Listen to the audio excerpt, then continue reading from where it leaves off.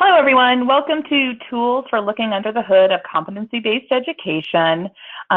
This presentation is being hosted by the College and Career Readiness and Success Center. My name is Susan Theriot, and I am the director of the center. Before we get started, I just wanted to give a quick overview of the College and Career, some information about the College and Career Readiness and Success Center.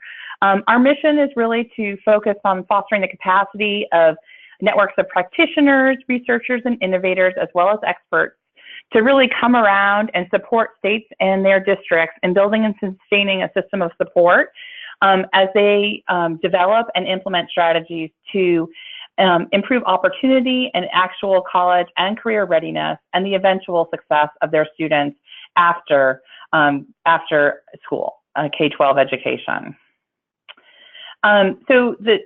For more information about the CCRS Center and the types of resources we have available, I strongly encourage you to check out our website. It's ccrscenter.org. And you can also email us at ccrscenter@air.org if you have any questions. So in terms of our aims and who we serve, we primarily serve state education agencies and sometimes work with individual or groups of districts prompted by requests from the state education agencies. Again, we're building the capacity of state education agencies to implement college and career readiness towards the end of improving student outcomes and student success.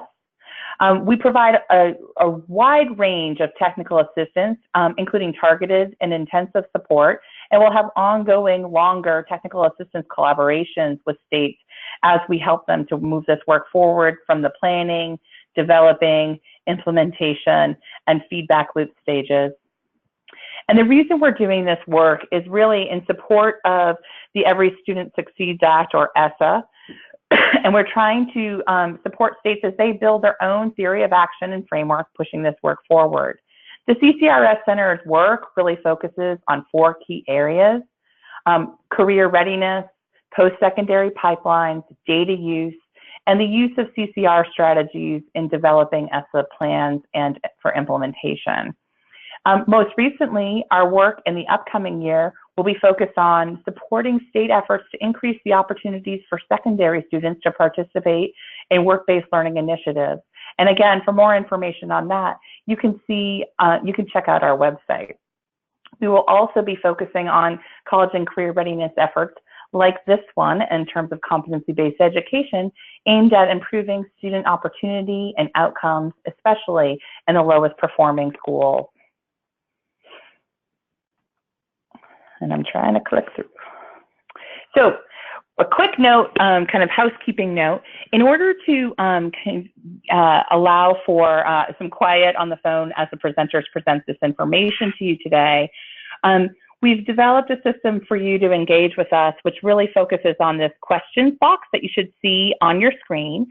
If you have a question at any point during the presentation, please enter it into the question box. You can also raise your hand using this symbol here. I also want to remind all participants that at the end of this webinar, there will be a post-event feedback survey.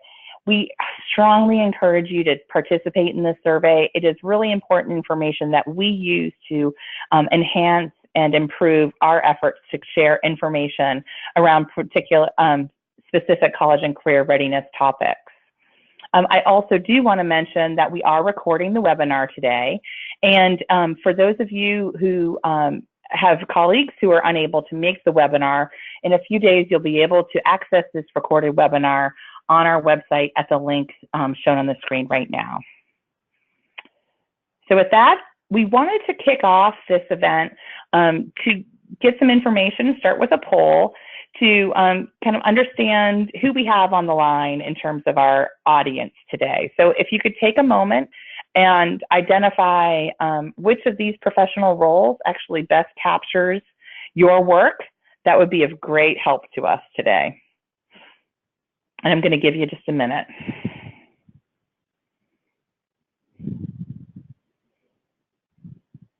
I know that many people wear multiple hats, so I guess you have to pick the one that you feel like most clearly describes your work.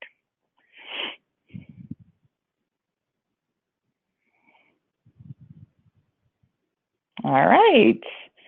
Interesting. Okay. So it looks like a majority are other. I'm assuming that has something to do with difficulty describing what hat you're wearing. So more than half are in the other space, but we have about 13% who are representing state education agencies, almost a quarter who are representing district level administration and staff, and about 9% who are focusing on schools. Great. That's very helpful. Thank you. And today's presenters, so I just want to quickly introduce. My name is Susan Theriot, as I mentioned. I'm the director of the CCRS Center. We have several other folks who are experts in this competency-based education work. Chris Sturges, who's the co-founder of Competency Works, will provide the first presentation. And then Pat Fitzsimmons, who's a proficiency-based learning team leader at the Vermont Department of Education, will give the state education agency practitioner perspective. And then Jen Sigrist, I'm saying this wrong probably, but Sigrist, who is the director of personalized learning and innovation at a school in Iowa, at the Van Meter schools in Iowa, will also provide a more local perspective in terms of a practitioner perspective. And then finally, we will, Wendy Sir, Catherine Bitter, and Chrissy Zeitzer will provide an overview of some of the competency-based education work that they have recently completed and the types of tools and resources that they have developed that can really start to support states, districts, and schools as they embark in or as they continue on the competency-based education adventure. And with that, I'd like to turn it over to Chris Sturges. Hi, everyone. So nice to be here with you all. My job is to give you a bit of an overview about competency-based education. So let's talk about what it is and what it isn't. And I think it really helps to take a little time to think about what the problem is with the traditional education system that is requiring us to actually create a new competency-based system. And there's a number of different reasons, but here's 5 very important ones. One is it was really designed at a time where we really thought that some kids were smart and some kids were not so smart, and there wasn't much you could do about it. We now have a very different understanding about intelligence, a very different understanding about the growth mindset. It's time-based, we know that, kids are passed on, and instead we want to really create a mastery-based one where we make sure that kids are learning every step of the way. It depends a lot on extrinsic motivation. It really, those 100 points and the ways that teachers give points for different types of behaviors are all ways of trying to get kids to become good students in the, by giving points and other types of opportunities. It has very high variability, with each teacher deciding what they think is proficient and also giving grades, creating their own grading systems within their classrooms. And when we think about the traditional system, it was really based on that very efficient system from the Prussians, and it's about delivering curriculum. It's not really designed around how do we make sure that we're teaching students. So I'm trying to forward my slide and it's not working. There we go. So what the competency-based education system is very much a culture and structure. At the National Summit we just had, it was really emphasized that we can never talk about it just as structure, but that it's really a set of values and beliefs that undergird that. And we'll be talking more about what this looks like, but in 2011, 100 innovators created this definition of competency-based education that has been guiding us. And I'm not going to go into this in detail right now. We will at Competency Works be updating this based on what we've been learning over the last 5 years. So I want to take a second to talk about personalized education and its relationship to competency-based ed. And one way of thinking about it as a tree. So that culture that I mentioned, that are those sets of values and assumptions you might think of as the roots. What's a good learner? Transparency, active learning, empowering, things like that. The 5 elements would make up the trunk and the very strong branches holding up the tree. And then personalization has lots of different techniques and approaches. And so you might think about that as the leaves with different strategies being used by teachers and by schools and districts. And what's important about thinking about personalization and competency education is they really do go hand in hand. Without competency education, personalization may result in variable achievement. We will continue to reproduce inequity if personalization operates within a traditional system. Without personalization, it's very unlikely that students are really going to be able to achieve the high outcomes that we expect. So we need the personalization to be able to make sure that we're meeting students where they are. So competency education is primarily an educator-driven effort. It was developed by educators. It's been expanding because schools and districts get frustrated with a traditional system and decide that they're going to do what's best for kids, and they really start to embed competency-based education into their culture and structure. This is what we started with in 2011 in terms of kind of where we were in terms of state policy. And the state policy primarily has been focused on creating innovation space, although in Maine, New Hampshire, and Vermont, and in some ways Colorado as well, there's been much more effort on the proficiency-based diploma or competency-based credits, which is really expecting the entire system to become that way. And so what we see now today, if I can, there we go. That's what it looks like today in terms of states creating waivers, pilots, and other types of innovation space.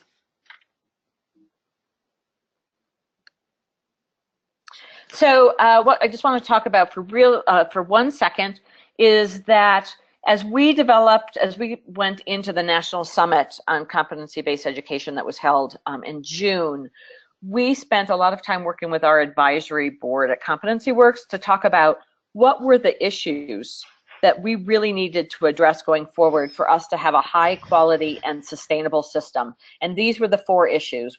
Equity, we had to be intentional and clear about it. We couldn't take it for granted. Quality, we have to be clear about what a high quality competency-based system looks like. Meeting students where they are, what that looks like both in terms of school design, classroom operations, as well as policies. And the policies that are really fit for purpose, that tweaking policies isn't enough. What we really need to think about are what is the policy infrastructure we need to support a competency-based system. So as I said, put any of your questions in the chat box, and we'll be answering them through chat, and I'll be sharing resources that relate to what I just talked about. Thank you. Chris, thank you so much. What Susan didn't mention is Chris is really one of the pioneers and advocates in the CBE space, and so we are very fortunate to have Chris with us today. I think she's personally visited dozens and dozens of competency-based schools throughout the country, has written numerous publications, and recently just hosted a national summit on CBE. Jessica, we just lost our screen. If you can bring back the screen, that would be good. And we're going to be handing control over to Pat Fitzsimmons. Pat's going to be bringing a state perspective. So we started with a national perspective to get sort of the broadest view on the status of CBE implementation, both progress, as Chris had highlighted, as well as challenges. And now we're going to be switching over to a statewide view. Pat leads up the Proficiency-Based Learning team for the Vermont Agency of Education, and she also has a background in Common Core implementation and elementary science assessment. We are very fortunate to have Pat with us here today, and Jessica, can you just confirm that Pat's all set to go with her slides? All right, hi everyone. It's really nice to be part of this webinar today. It's such an exciting time to be doing this work. Not only in Vermont do we see important innovations happening, but they're really happening around the country.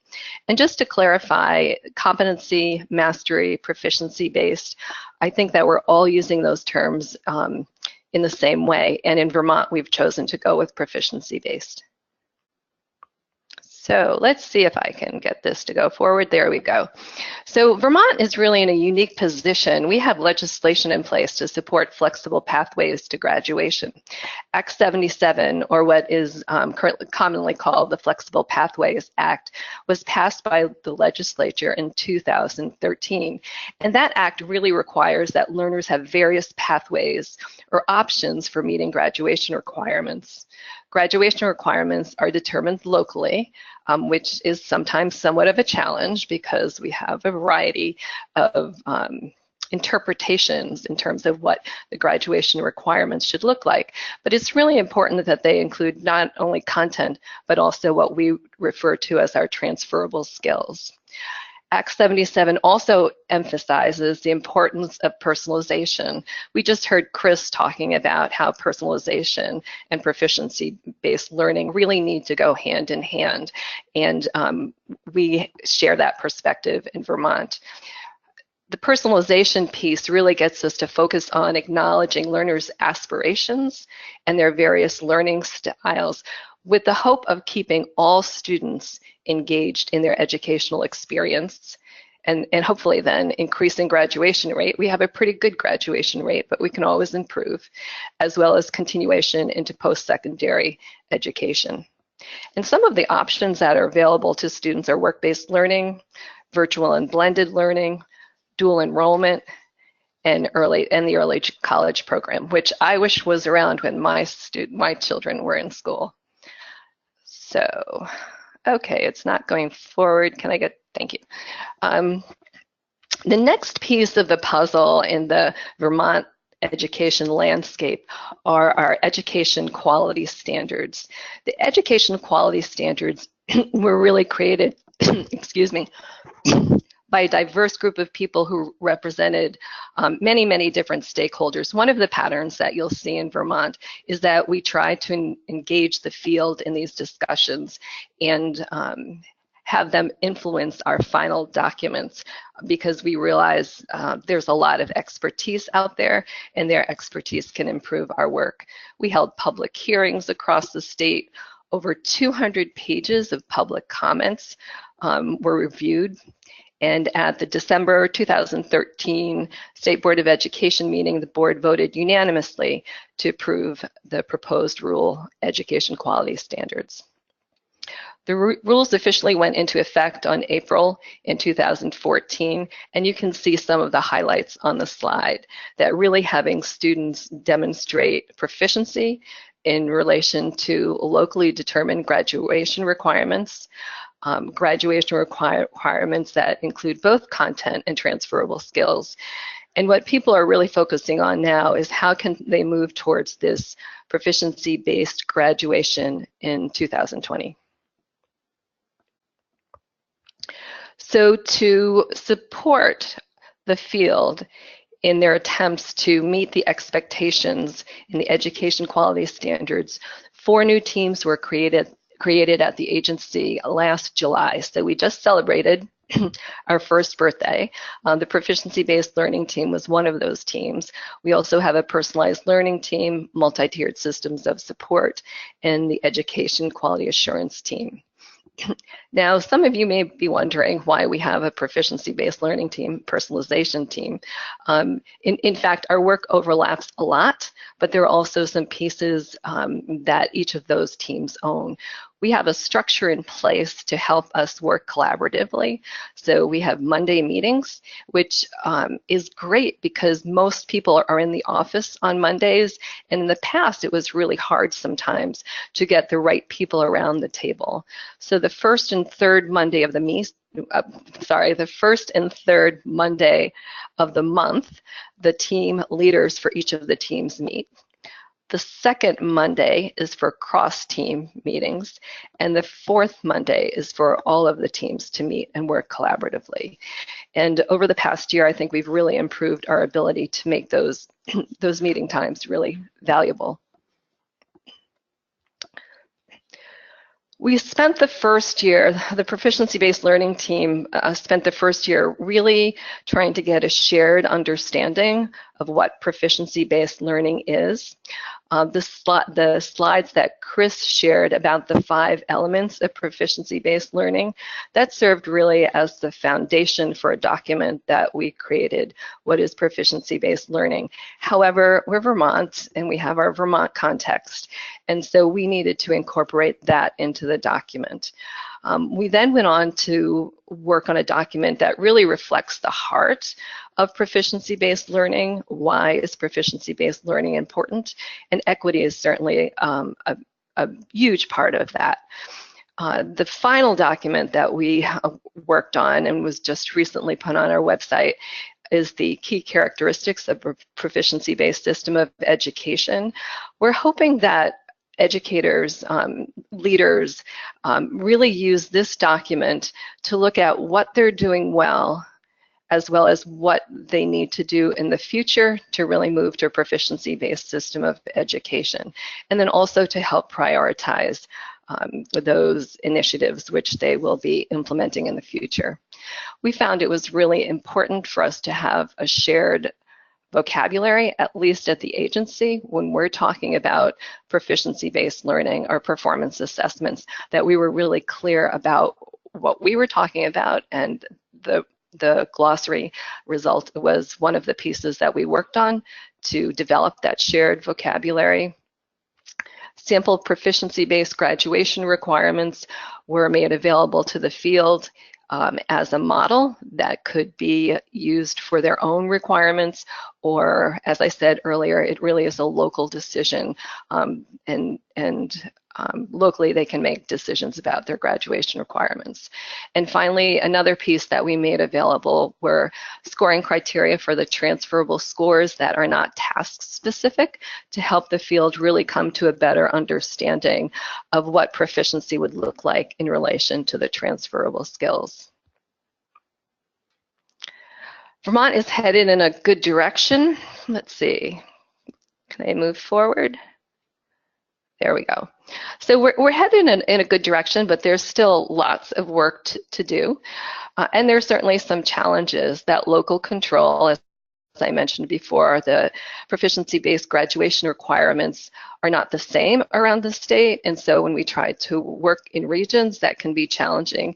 And it can also be challenging for the most vulnerable students who may move from one school to another. Schools are certainly at different stages of implementation. This is a challenge, but it can also be looked at as an opportunity to create partnerships where peers can support peers. Something we should have probably done right at the beginning but didn't was create a profile of a Vermont graduate. We're going to be working on that this fall. What do we really want all students to know, understand, and be able to do when they graduate? What other characteristics are essential? We think that the graduate profile may also provide a way to revisit proficiency-based graduation requirements. How do our requirements align with this profile? Another piece of work that we're doing, and we're collaborating with the Center for Collaborative Education out of Boston, is identifying the bright spots in Vermont. And there are some videos up on our website so that schools, teachers, parents, students can see, what does this really look like in practice? Another challenge has been the switch from traditional to proficiency-based grading. That it's not just a little tweak, it's a huge shift.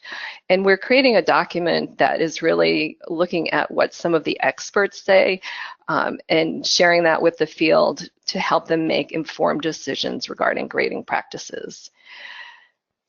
And personalized learning plans, that initially it seemed that because it was a requirement, they were being put into place from more of a compliance perspective rather than, this is how we do our work around here, this is how we keep track of student learning and how students keep track of their own learning. So we're really trying to support educators as they incorporate really meaningful personalized learning plans into their system. And finally, instructional coaches impact numerous teachers. How can we help them to network and support one another? That we know that they impact lots of teachers who impact lots of students. And so we will be working with them in the coming year. So thank you. Thank you, Pat. We have a question from one of our audience members. So before we switch it over to Jen, Pat, can you clarify the various flexible pathways to graduation in Vermont? Sure. So let's see. So work-based learning opportunities would include general career technical education, and internships. Virtual and blended learning is a mix of online and traditional classroom learning so that people can really take advantage of technology. Dual enrollment 2 college classes in junior and or senior years, earning high school and college credit at the same time, which I think is wonderful. And then the early college program, 12th grade experience, allows students to earn both a high school diploma and complete the first year of college at many of our Vermont colleges. Thanks so much, Pat. All right, we are going to actually switch now to Jen Sigrist, who is going to provide a local perspective. Jen is, again, one of the movers and shakers in the CBE world. She's not only the Director of Personalized Learning and Innovation for the Van Meter School District in Iowa, but she also serves a state role with the Iowa Collaborative. Jen is an incredibly dynamic and creative professional in this field, and we are very, very fortunate to have her. So, Jen, I'd like to hand things over to you. Well, thanks, Wendy. As we think about CBE on the local level, it's kind of interesting to think about what's led up to some of the amazing resources and opportunities there are for a local district. In the state of Iowa, it started out with a task force that was convened by our legislature back in 2010, and I was on that task force as a local school district representative, and then it moved all the way into a collaborative of 10 districts that the Department of Education facilitated for the last 4 years. It was intended to go 5 years, this being the 5th school year, but funding was cut short after 4 years. So that's where we saw my role come in to kind of help the state in year 4 facilitate these dynamic districts really interested in competency-based education and thinking about how we could support other districts in our state that wanted to move down this path. At a local level, what was kind of interesting about CBE is that it very much matched what Chris was talking about earlier with wanting to change education. Jessica, could you move my slide forward for me? It wasn't working for me. Thanks. What happened at our local level was really believing in that need for something different for our students. And we found as a collaborative of 10 districts that there were some common themes like that among us. We also found that besides that vision, wanting to do something different, many of us were using standards-based grading. And I think Pat kind of talked about that as proficiency-based grading in Vermont. The multi-tiered system of supports, MTSS, is a big initiative statewide. So a lot of our districts were really using those entry points into the big question that, gosh, not all of our graduates know the same things at the same times. They're learning at different paces, and what are we going to do? For us, we also added this need for what we call our vision points. This real belief that while academics is certainly important, we want these 21st century skills to be the foundation of our education system. Collaboration being one of those key things that we want all of our learners to have. Jessica, could you move me forward again? Thanks. So that's where we started our work. Besides the vision, we really moved into what we want our graduates to look like, and came across through our community interviews and community groups and our teachers, students, putting together 7 different competencies or big ideas for our graduates, which we call our vision points. So we did a lot of work around this, and I think that was really helpful in line with that multi-tiered system of supports and standards-based grading. I think this work was really helpful for us to see that a traditional education system wasn't going to be able to provide what we needed to for all of our learners. So this was one of those kind of success moments when we were able to say, we've got these captured. They're pretty finalized. I mean, we always come back year after year to say, you know, how do we want to tweak these at all? But it really gets at, this is what we're about. So in the successes, there are always the other side of the coin to that local level implementation. As Pat and Chris both talked about, it's an exciting time and there's so many resources out there. Then we have the challenge at the local level.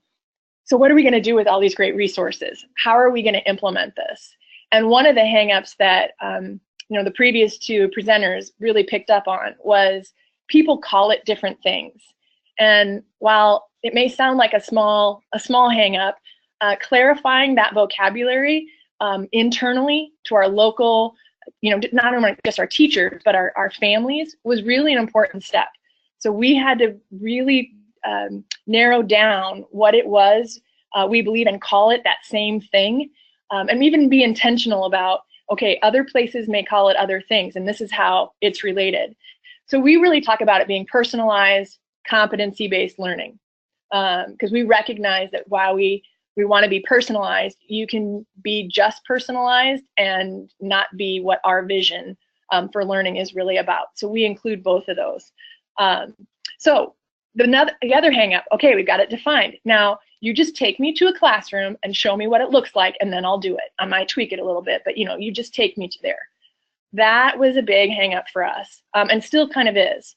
So we get from teachers quite a bit, okay, what's that look like?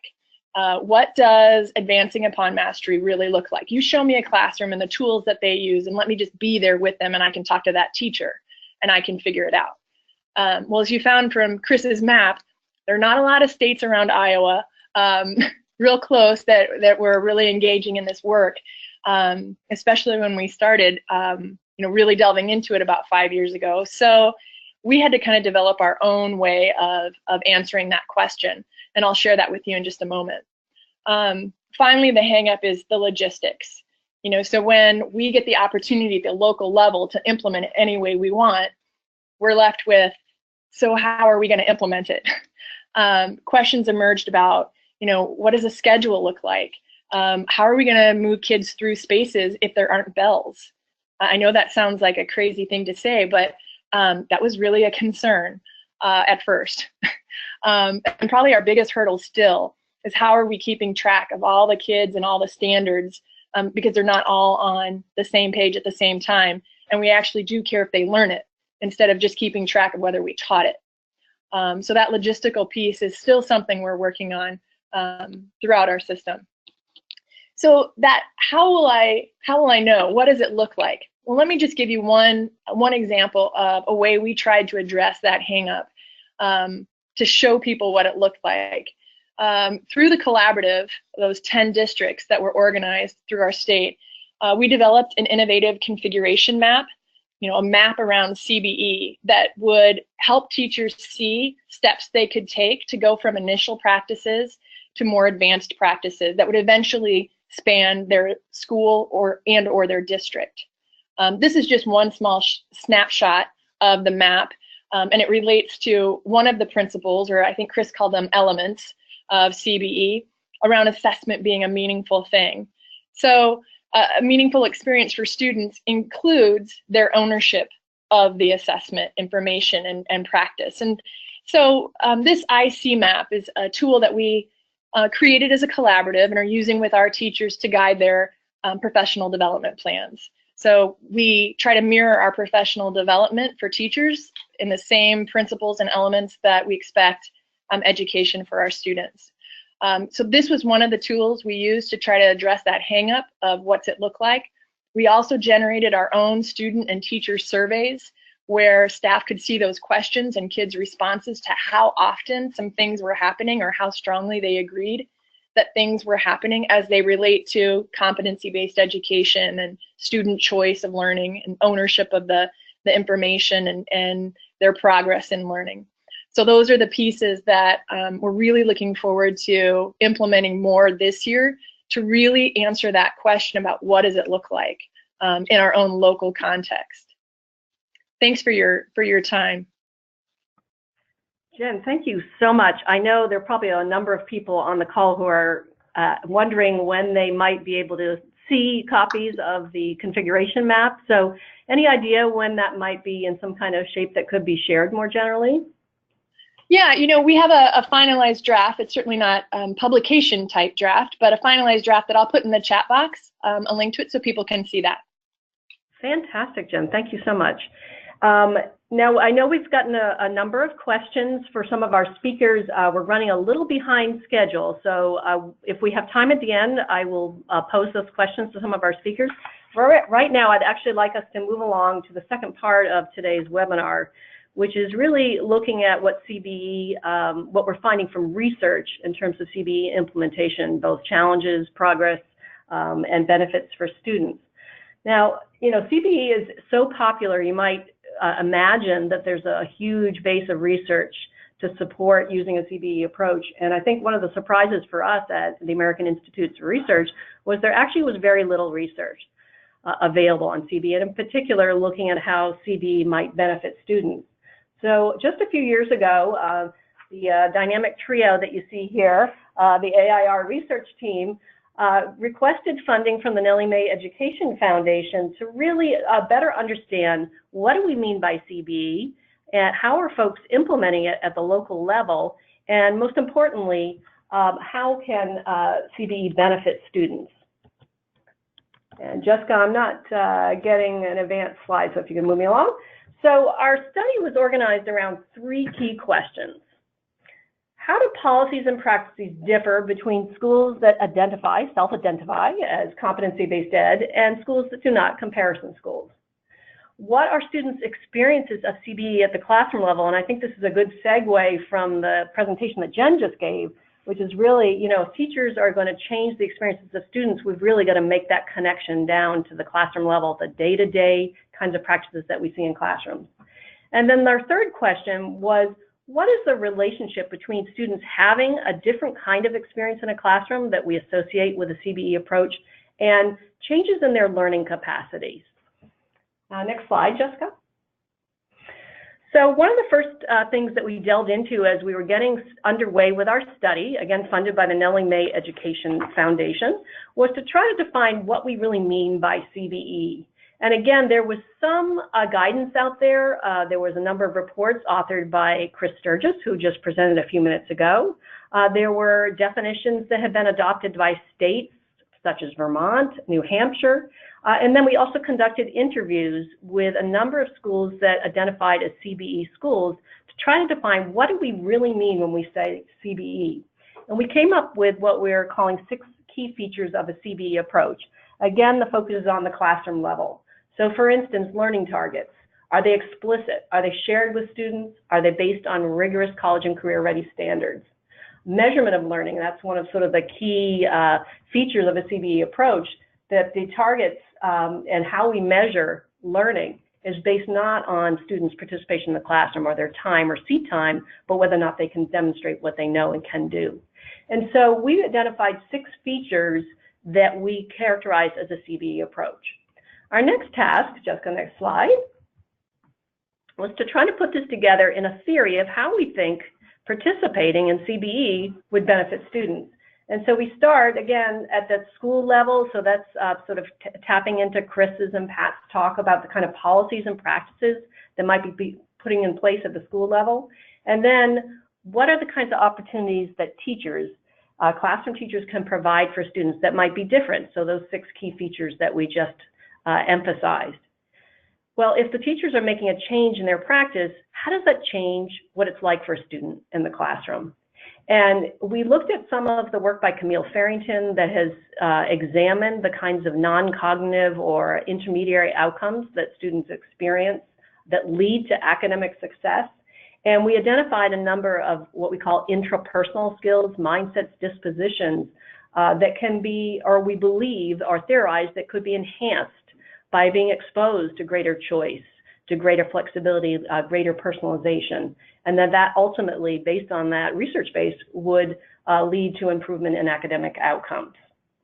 So I am joined today, as I mentioned, by my 2 colleagues, and I'm going to turn it over to Chrissy Zeisser, who was the quantitative lead on the competency-based education study. Chrissy also is leading a number of studies related to deeper learning and has been working with us on the current project, which is creating tools for CBE implementation. So Chrissy, I'm going to hand it over to you now. Okay, thanks, Wendy. So our study, which Wendy set up there, largely took place between in the 2014-2015 school year. And for the study, we matched 10 schools that self-identified as CBE schools with 8 comparison schools. And we had representatives from the CCSSO help us to identify both the CBE schools and the appropriate comparison schools. And while we had 18 total schools included in our study, we had a subset of 4 CBE schools and 4 comparison schools complete the student survey portion of the study. Next slide, please. So we administered the first student survey in the fall of 2014, and we administered this survey to collect baseline measures of students' learning capacities.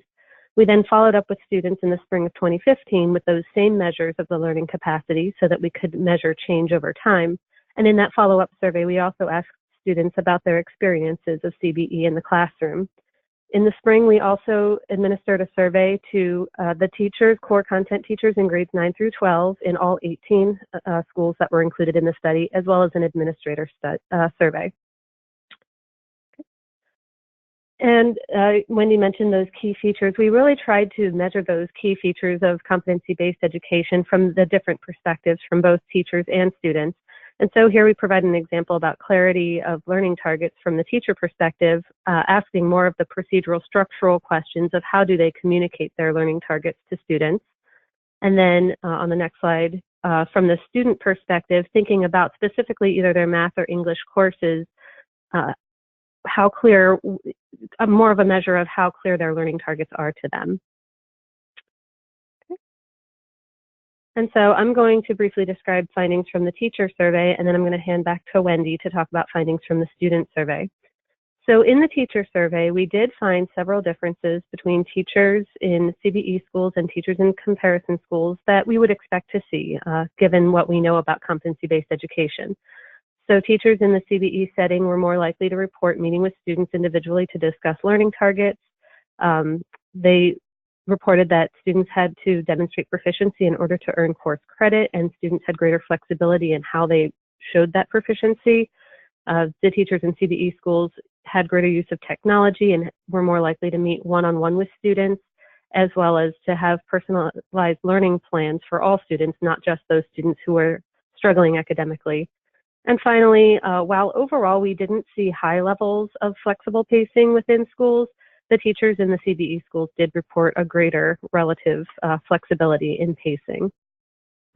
However, we did see a lot of variation both within schools and between schools, and many teachers in the comparison schools actually reported implementing practices that we commonly associate with CBE. One example that comes to mind is where learning takes place, when and where learning takes place, and that we would expect to see more flexibility in, say, dual enrollment courses, or internship opportunities in CBE schools, but really we were seeing a lot of the similar practices in the comparison schools as well.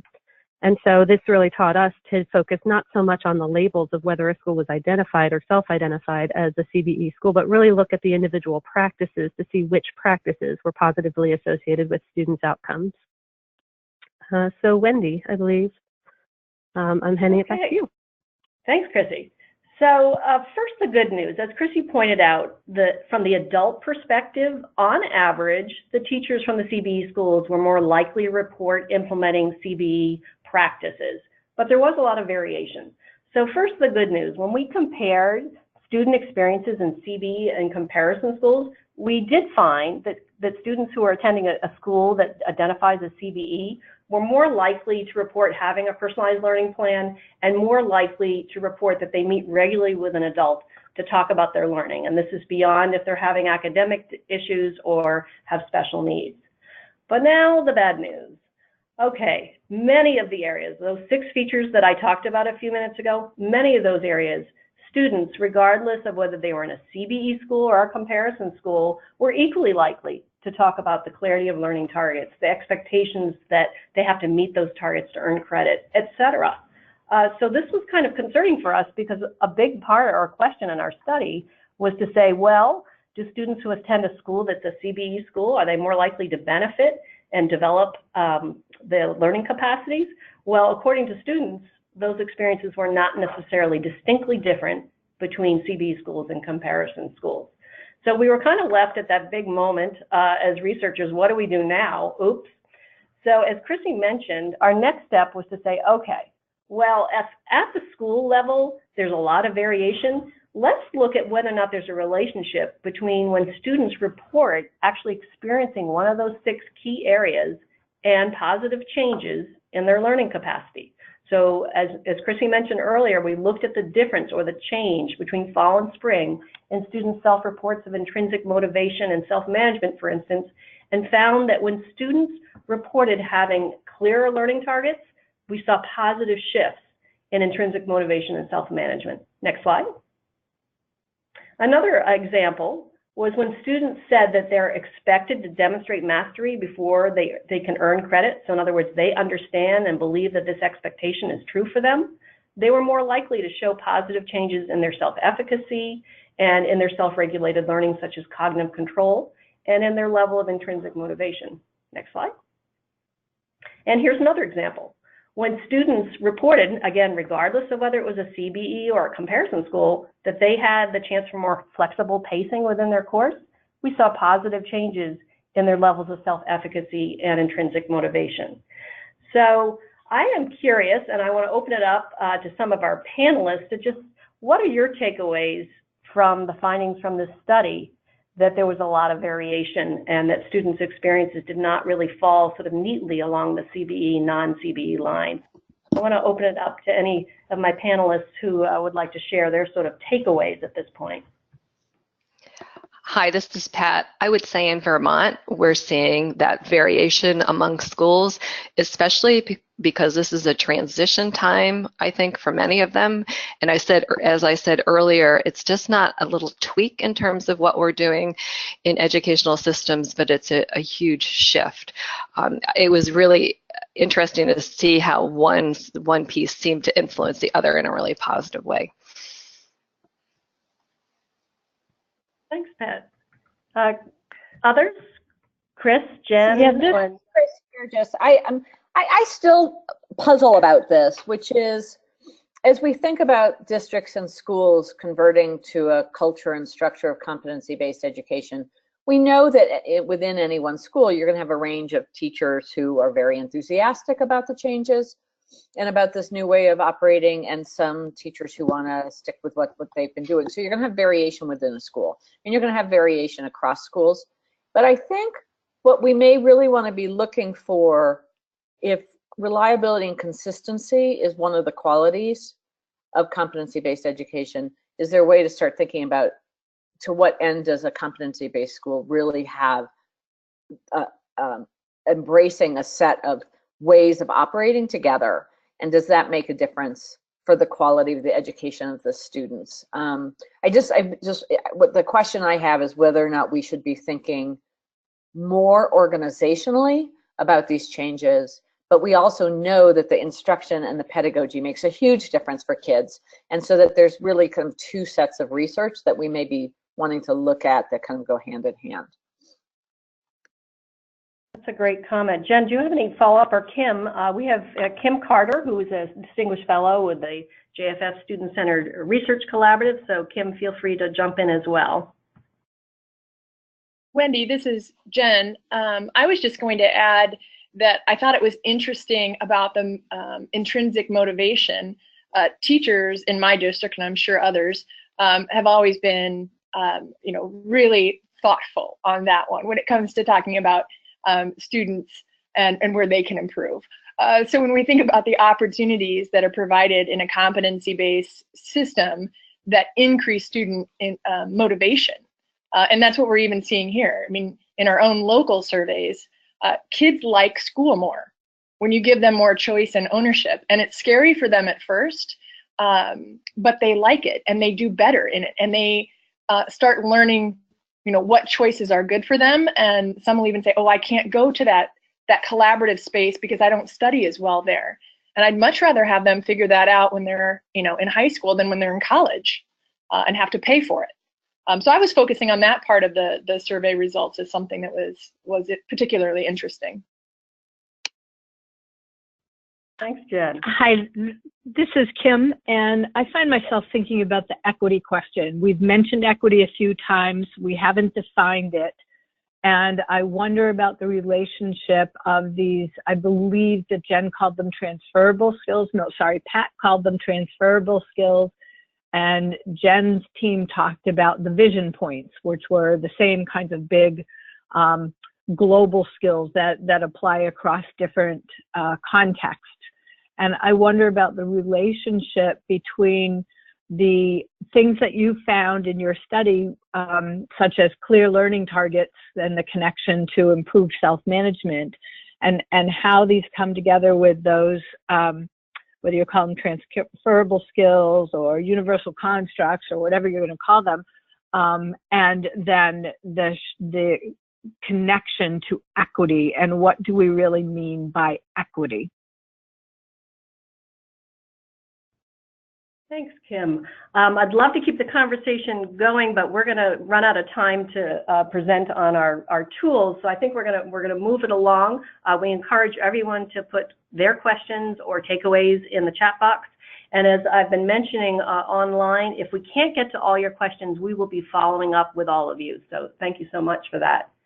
So some of the takeaways we had as a research team was that clearly exposure to those distinct features of CBE was showing promise for having benefits for students. I have to clarify, and Chrissy will thank me for this, these were correlations. So we don't know and we cannot confirm that it was causal, but certainly there was an association between students' experiences of those 6 CBE features and some of those nice learning dispositional outcomes that we're interested in. Calling a school CBE clearly was not enough, because we saw so much variation not only in teacher reports, but particularly in student experiences. And so for us as a research team, one of our big takeaways is that consistency, and I think Chris was just mentioning this, consistency in implementation really is important if we hope to have a connection between a CBE model and benefits for students. Next slide, please. Now, too often, research teams sort of finish up their work, they write their report, they get it out there, maybe, hopefully, get it published, and then there's really, some benefit for the field because there's increased knowledge, but not necessarily any direct way to transfer that learning. And we were very, very eager, and our funding partner, Nellie Mae, was also eager to say, what could we take from this study that could actually help folks on the ground? And that was sort of the brainchild of our CBE 360 survey toolkit. The idea was to be able to take the survey measures that we had developed for research purposes and translate them not only into field-friendly versions of the tools that would be available, and I should mention free and available, but also to develop the kind of companion materials that someone might need if they wanted to use those surveys and to shape them. I have the pleasure to be joined today by my colleague, Catherine Bitter. Catherine was the original project director on the study of CBE here at AIR, and she has played an incredibly lead role with the development of this survey toolkit. And I'm going to hand it over to her to walk you through what's involved in the CBE survey toolkit and how you can get access to it. So Catherine. Thank you, Wendy. So before we switch to the next slide, you can see here what the toolkit includes, and it's easily downloadable. As Wendy said, it's free from the CCRS website, and it includes the surveys themselves, both the teacher and student CBE survey tools, a user guide, which I'll be talking about in some more detail in a moment, a construct map, a checklist with administration instructions and other tools, an online survey template, and a technical appendix. Okay, so I'd like to take a few minutes to briefly introduce these toolkit pieces. The user guide is the best starting point for anyone interested in using the survey tools, since it provides a comprehensive overview of the surveys, as well as the administration process. The guide was developed with input and reviews by a number of CBE stakeholders, ranging from state to classroom level educators. And our aim in developing the user guide was to clearly lay out the 5, oops, we should still. Back one slide, just thank you. to lay out these 5 key steps for the surveys. So these include deciding if the CBE surveys are right for you, adapting the surveys and administration process to fit your needs, administering the surveys to students and teachers, exploring your survey results, and making sense of and using your survey findings. We really wanted potential users to be able to simply open up the guide and follow along to determine whether the surveys are a good fit and to easily prepare for survey administration and use. There's a lot of detail in the guide, and we of course would love everyone to read every word. However, we also work closely with our publication designers to highlight key guidelines, set important information out in boxes so that it can also be a quicker reference. For example, in the appendix, we provide a checklist that's aligned with the 5 steps, and we'll walk you through all the considerations for administration. So for each of the 5 steps, I'd like to talk a little bit more about what's included. The guide provides many considerations and details. For example, for step 1, the user guide summarizes the main features and uses of the surveys to help you determine whether the surveys will meet the needs of your school or district. We lay out the 6 CBE features that Wendy discussed, and other key characteristics of the surveys, including the numbers of sections and items, survey administration time, and appropriate timing for data collection. So just to give you some information about the surveys, we estimate that the full student and teacher surveys each take about 30 minutes or less to complete, and we recommend administering the survey once or twice during the year. The student survey is appropriate for middle and high school students, and it includes 4 sections, including a section on demographic background information, a section on CBE-related experiences in school, and then 2 in-depth sections about students' CBE experiences in their mathematics and English courses. The teacher survey is also appropriate for middle and high school levels. It has 4 sections, including background, a section on CBE practices across all of the courses that the teacher teaches, a section on school-wide policies and practices associated with CBE, and finally an in-depth section asking about CBE practices in one core subject course. So we emphasize, as we discussed step 1, that the surveys can be used for different phases of CBE implementation and for a variety of purposes, including exploring and comparing perspectives of teachers and students, identifying differences in reported experiences across subgroups. They're not, however, designed to be high-stakes assessments for the evaluation of teacher performance. So the focus should really be on using these tools for formative purposes to guide implementation. One of the most exciting things I think about these tools is that they're very adaptable and easily customized to different contexts and different data collection interests. So in fact, step 2 really focuses solely on how to adapt the surveys and administration process to fit your needs. You can see on this slide several questions that the guide walks users through to determine how to customize the surveys.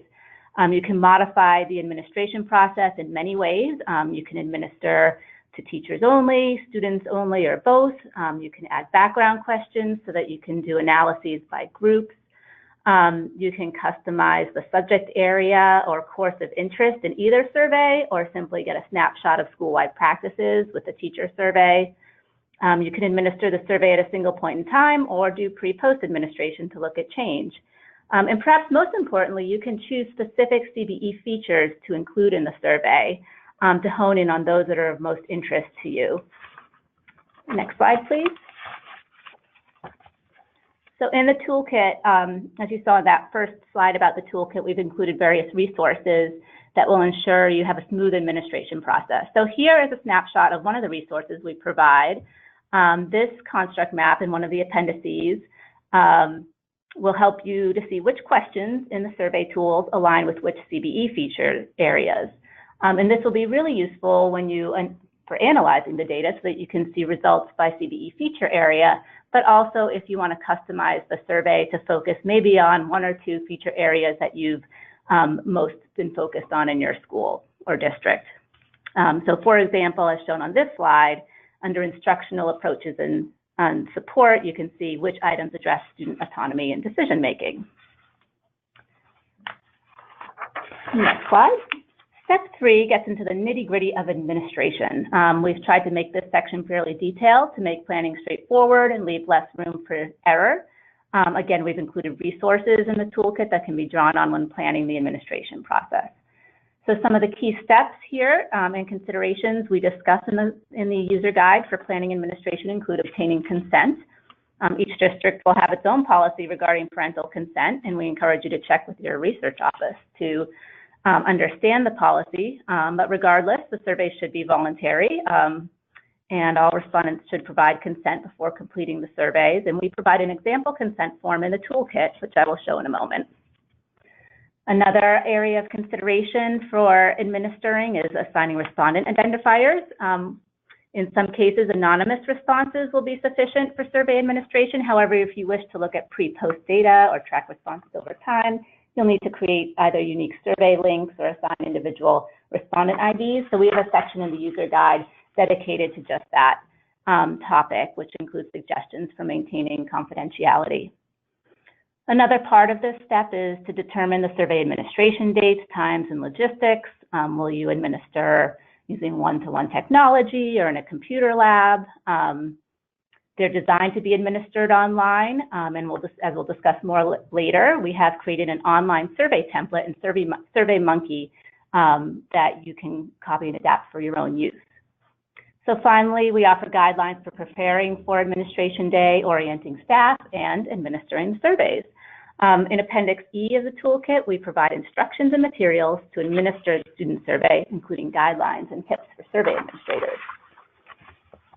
So as I noted, the toolkit includes customizable resources for administration. Here you can see an excerpt from the consent guidelines.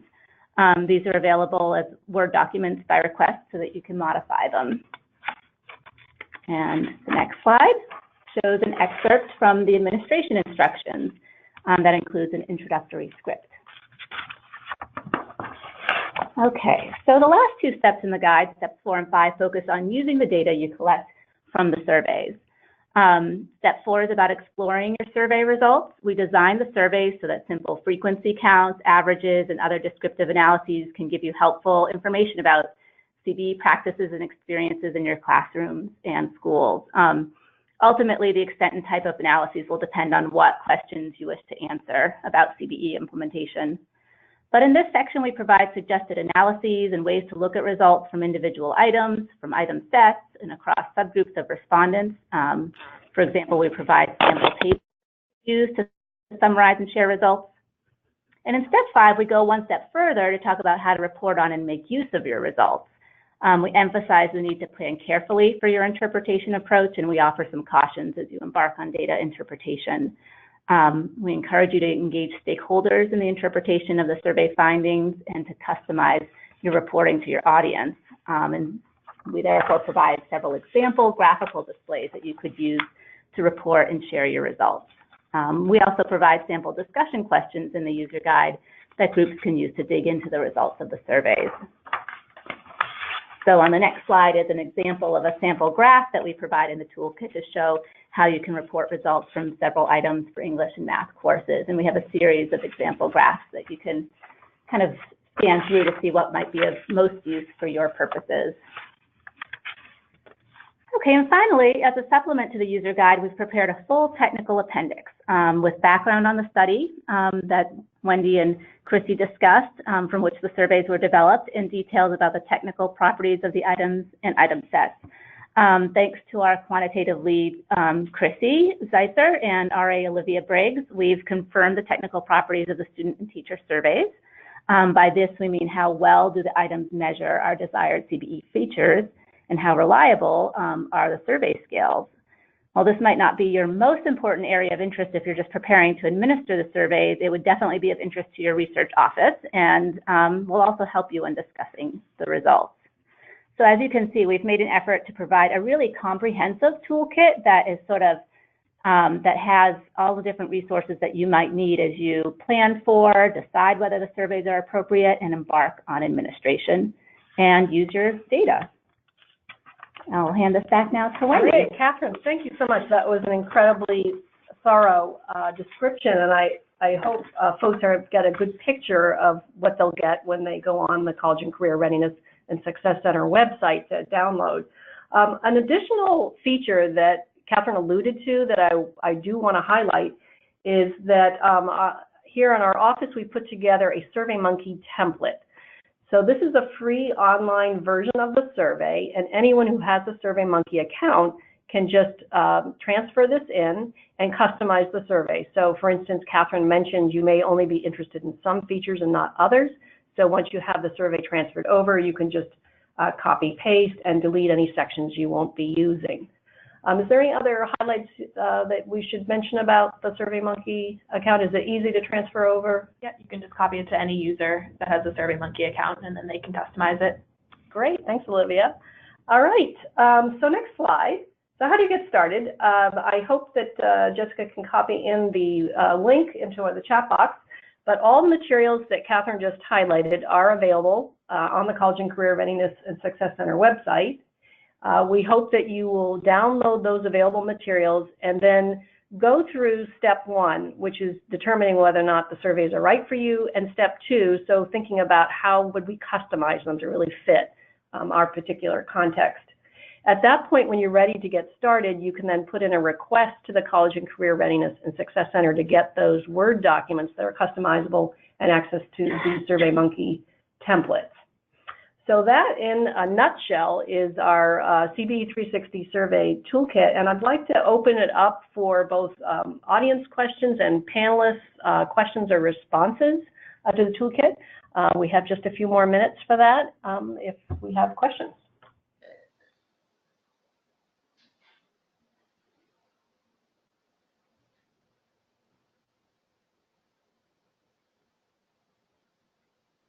Any questions from our panelists or responses?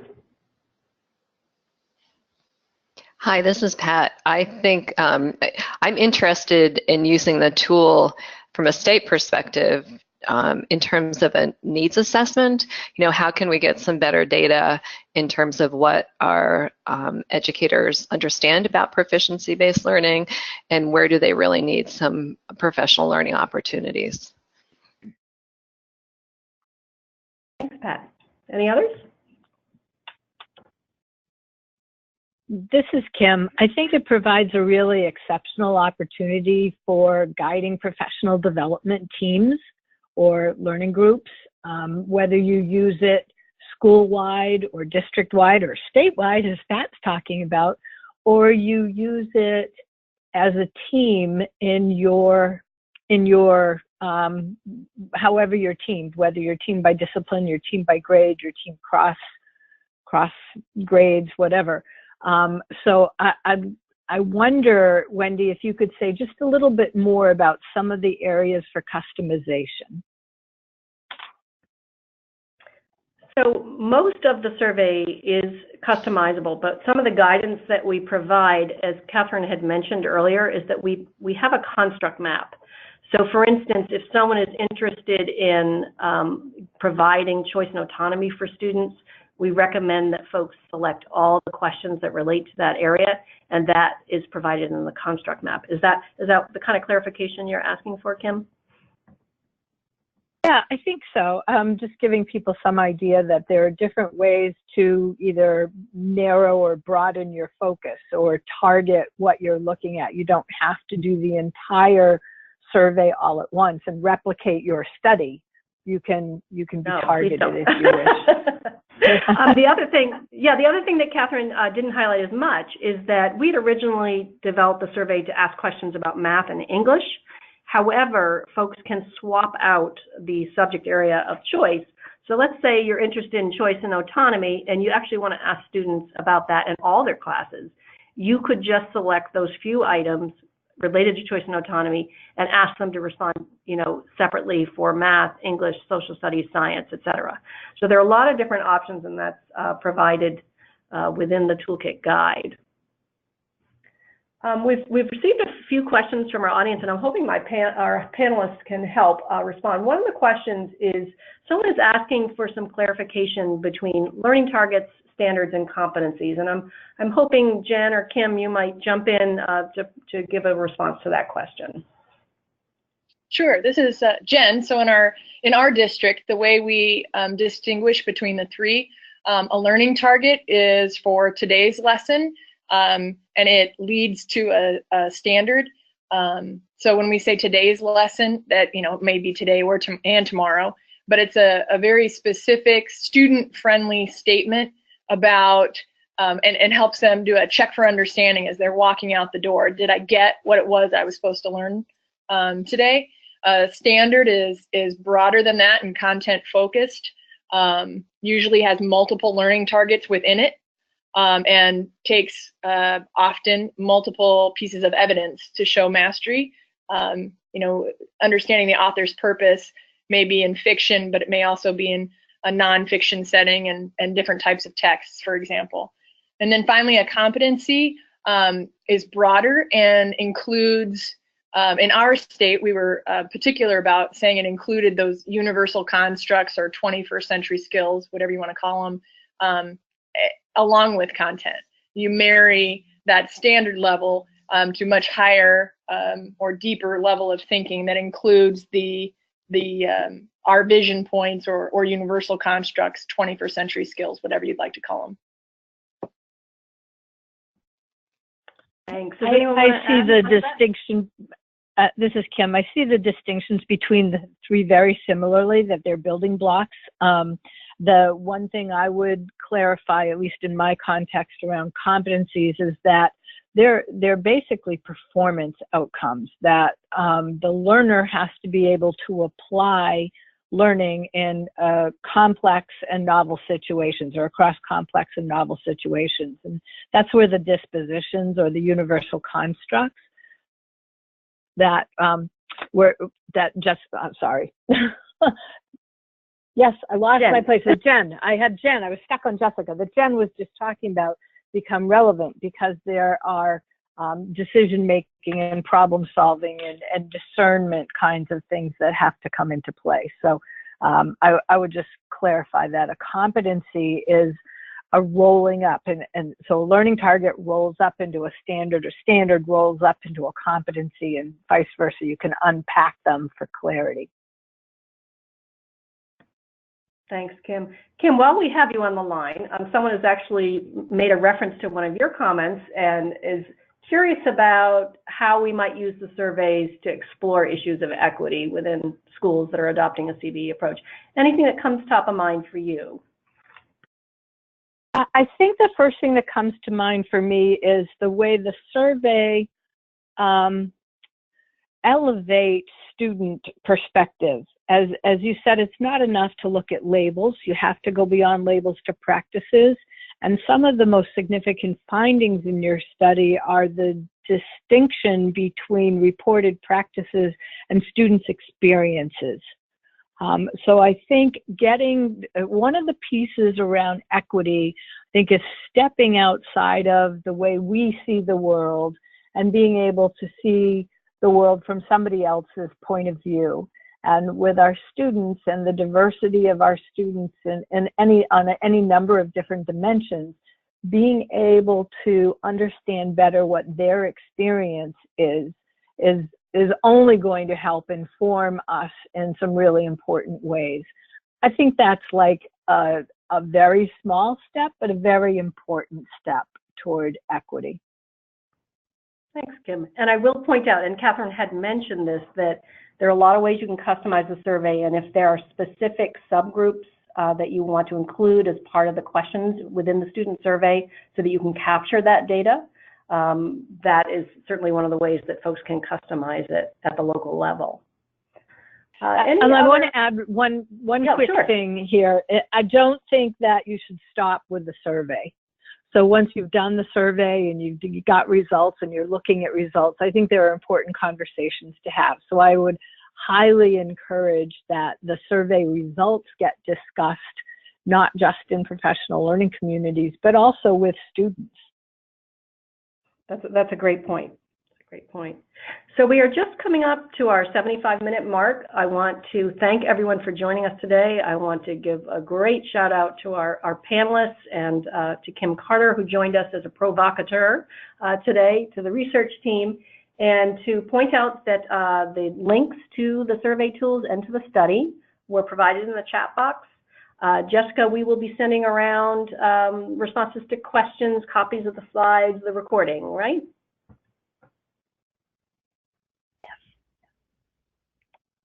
Is that an affirmative, Jessica? Yes. Okay, great. So thanks to everyone. Thanks to our panelists. Thanks to the research team, but mostly thanks to all of you for joining us today. We hope that these tools are useful to you, that the study is useful to you, and we will do our best to respond to all the great questions that we received in the chat box during today's event. Thank you so much.